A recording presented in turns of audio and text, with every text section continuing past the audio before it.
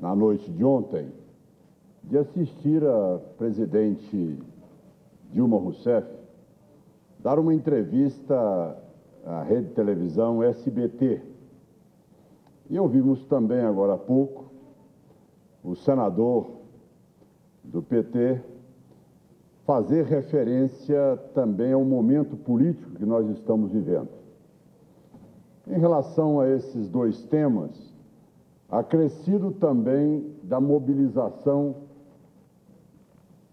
do próximo domingo agora, dia 16 de agosto, que quero fazer referências neste momento, nesse espaço que me é concedido. Primeiro, é importante que possamos colocar com muita clareza que aquilo que foi apresentado aqui como sendo algo trazido pelo governo Lula, nós temos que esclarecer e trazer a verdade dos fatos. Primeiro, rapidamente, porque o PT negou todo e qualquer apoio desde a promulgação da Constituição, aprovação do Plano Real, da Lei de Responsabilidade Fiscal e do PROER. Todas as medidas não tiveram o apoio do PT, em primeiro lugar. Em segundo lugar, o PT foi herdeiro de uma estrutura onde o Brasil passou a ter moeda, onde o Brasil passou a ter uma economia forte, respeitada, com regras e com uma lei de responsabilidade fiscal que impunha limites aos gestores. Passou a ter exatamente confiança de todos os nossos parceiros e também investidores no país. O que nós assistimos num primeiro momento foi um governo do presidente Lula, um governo híbrido, um governo em que ele caminhava pelo populismo, modelo bem aplicado na Venezuela, mas muitos podem perguntar, por que então não se deteriorou tão rápido quanto a Venezuela?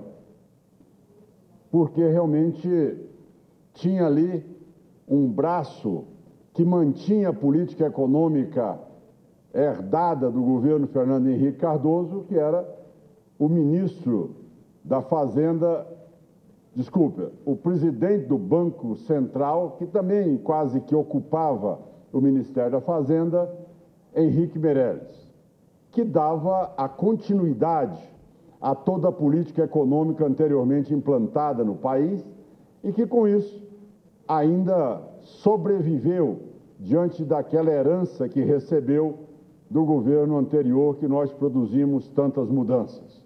Mas, no entanto, o presidente Lula, ele trouxe para a prática política aquilo que existe de mais nefasto, aquilo que existe de mais deplorável, aquilo que existe de mais condenável, que foi exatamente o modelo do sindicalismo do PCC, do ABC paulista, de alguns sindicatos.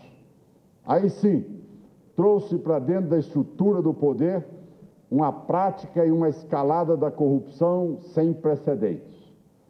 Fez com que o Estado fosse 100% aparelhado. Ao mesmo tempo, esse aparelhamento do Estado serviu para poder distribuir benesses e concessões a dezenas de partidos para poder dar o apoio ao governo para poder aprovar matérias de seus interesses. E, ao mesmo tempo, comprometendo aquilo que sempre foi o grande patrimônio do povo brasileiro e um orgulho nacional, a nossa Petrobras. Sem dúvida alguma, a história do presidente Dilma ser sucedido pela presidente Lula, sucedido pela presidente Dilma, é algo inédito, conseguir quebrar a Petrobras. Nenhum governo ousou sequer na prática de corrupção, que infelizmente é secular, transformar essa empresa que sempre foi o nosso orgulho na empresa mais devedora e mais desacreditada que temos hoje, graças a, infelizmente, por tudo aquilo que foi implantado nessa gestão nos últimos 12 anos. Mas com isso, Nós vamos avançar também naquilo que ocorreu na última eleição, onde a fraude e o estelionato se repetiu a todo momento, enganando a população brasileira. E muitas vezes eu chegava até os eleitores e dizia: por que você vai continuar votar ainda no PT? Ele me dizia: olha, senador, estão prometendo tantas coisas e que não tem um motivo para que eu não vote. Tudo bem, terminadas as eleições, o eleitor exatamente acordou para a realidade. Viu aquilo que eu pude dizer em 1989, no meu primeiro debate com o ex-presidente Lula, quando disputávamos a presidência da República na primeira eleição pós-regime militar no país. Eu disse: se o Lula chegar ao governo, nós vamos assistir neste país o maior desastre administrativo que essa nação já viu. Então é exatamente isso que está ocorrendo hoje. Ou seja, nós estamos diante de um processo aonde este modelo, aonde hora alguma conferiu mérito a quem trabalha, competência àqueles que têm, mas sim transformou o governo em um projeto de poder. O Estado, o governo brasileiro, os órgãos do governo passaram todos a trabalhar para um projeto único, manter a qualquer custo o poder no comando deste país. E aí sim, nós vimos o processo ir deteriorando. E ontem, a presidente Dilma, no jornalismo do SBT, ela vem, ao responder a pergunta formulada, e diz: os que falam neste momento em mudança e os que vão para as ruas protestar, isso faz parte de uma elite. Pergunto: será possível que 71% da população brasileira, que hoje se posiciona contrária a essa gestão do governo da presidente Dilma, sucessora do Lula, será que é a elite brasileira ou é o povo brasileiro na sua essência? Será que, ao assistirmos essa movimentação toda da população ir para as ruas, isto aí é um gesto golpista, como disse a presidente Dilma na entrevista à SBT ontem à noite? Quer dizer que a prática democrática de contestar a postura de um governante, de não admitir que o estelionato, a mentira, a enganação prevaleça num pleito eleitoral, isto é exatamente definido pela presidente Dilma como sendo o espírito golpista de alguns, sendo que alguns significam 71% da população brasileira? Então, é diante desse quadro que nós queremos aqui discutir aquilo que é fundamental e que vai ocorrer agora, dia 16, em todas as ruas, estradas, quadrantes deste país, que será a maior movimentação e mobilização já vista, talvez desde as diretas já.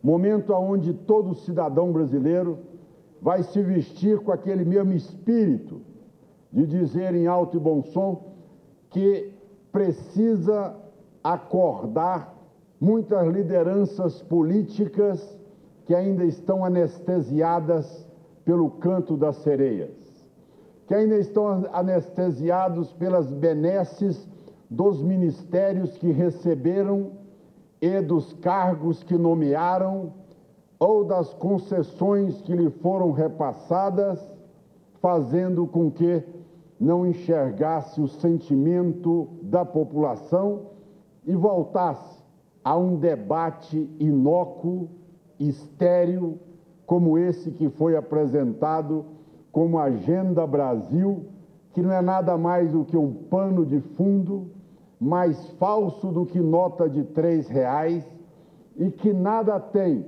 compatível com aquilo que a sociedade brasileira propõe e, sem dúvida nenhuma, demanda de um governo.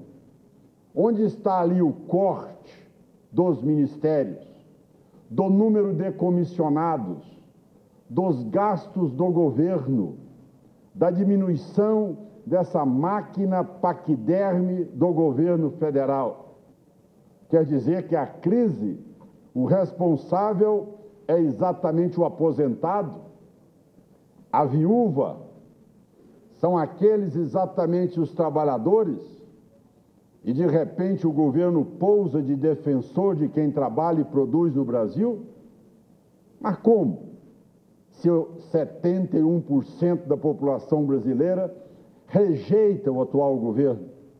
A rejeição do atual governo é visto pela presidente e pelo PT como sinônimo de golpe? Ora, o que nós vamos assistir no dia 16 é semelhante àquilo que nós vimos nos países árabes. É exatamente a Primavera Árabe. É um movimento que não vai mais sair das ruas. É um movimento que vai exigir mudanças substantivas, de uma agenda que tenha sintonia com o cidadão brasileiro que hoje está provando em torno de mais de 9% de desempregados nessa nação. Quando muitos diziam a mim, senador, eu ainda estou na garantia do seguro-desemprego, daqui 2 meses não terei nem ele mais para pagar a minha conta de luz, as minhas despesas com medicamentos, o meu dia a dia. E como farei? Serei apenas mais um desempregado desse Brasil, sem ter como manter o mínimo de qualidade de vida? Sou eu mais um que meu filho não tem direito ao FIES, que são 178 mil jovens, dezenas de faculdades no Brasil tendo que fechar as portas porque não recebem o repasse e não tendo condições financeiras de arcar com aquilo que é responsabilidade do governo, às custas ou às dispensas dos proprietários das universidades. Na área da saúde, o descalabro completo, onde um corte de mais de 9 bilhões de reais, uma situação calamitosa, sendo hoje várias UPAs fechadas, algumas nem sequer inauguradas, porque os estados e municípios não têm como arcar com o custeio dessas unidades que são implantadas no país. Pergunto, por que a sociedade vai, por que a população brasileira vai às urnas de uma maneira indireta no próximo domingo em todo o quadrante deste país? É porque ela não suporta mais esse governo ilegítimo. Ilegítimo porque ele é fruto do estelionato eleitoral. E essa ilegitimidade a sociedade brasileira não vai admitir, que realmente, depois de todo esse truque, armação, montagem feita para ganhar uma eleição, queiram amanhã alegar a legitimidade dela. O momento é o momento propício, como disse o vice-presidente da República, Michel Temer, buscarmos uma pessoa para reaglutinar todos nós. Palavras do vice-presidente da República, um constitucionalista, um ex-deputado federal, um homem experiente, que sinalizou com toda a clareza que a maneira de poder buscar um cidadão, uma pessoa para aglutinar todos os outros, no regime democrático só existe uma maneira. Não é acordo de cúpula, não são ajeitamentos de momentos, ajeitamentos com a criação de última hora de uma agenda para tentar amanhã dizer que a casa está produzindo algo e que a sociedade não precisa ir para as ruas no domingo, porque as a solução será tomada rapidamente dessa casa. Ora, quem tem credibilidade para dizer isso neste momento, se durante todos esses meses a presidente da República e seus ministros não fizeram nada a não ser assaltar o bolso do contribuinte e desempregar os trabalhadores?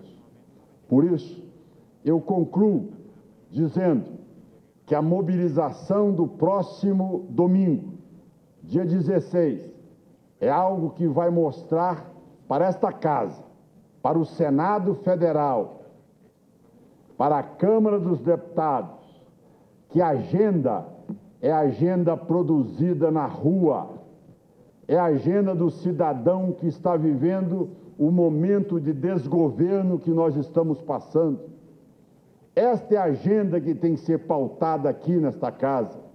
E por isso, eu encerro convocando a todos os brasileiros, a todos os cidadãos que têm compromisso com a democracia, compromisso com tirar o Brasil dessa crise, uma crise de autoridade, uma crise de competência, e que para ser resolvido, basta que a população continue com o mesmo ânimo, com a mesma garra que vai demonstrar no próximo dia 16, que defina a pauta, sem tergiversar, sem desviar o foco, dizendo aquilo que a sociedade espera e que é exatamente o sentimento de todo o Brasil, é exatamente convocar novas eleições.